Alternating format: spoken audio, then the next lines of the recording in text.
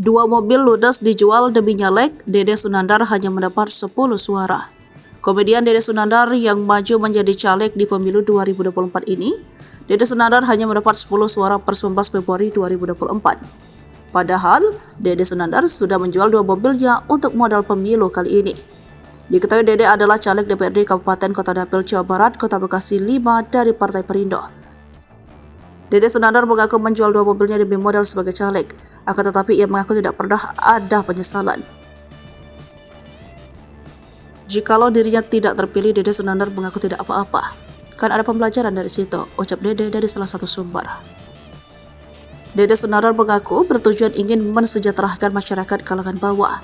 Selain itu, ayah tiga anak ini berujar langkahnya maju sebagai caleg justru didorong karena terinspirasi dari Presiden Joko Widodo. Rela menjual mobil mewahnya demi daftar caleg, kini terpantau Dede Sunandar baru dapat 10 suara. Berdasarkan laman resmi Realcon KPU Pemilu 2024.kpu.go.id, update Realcon KPU pada Senin 19 Februari 2024 dengan suara masuk mencapai 36%.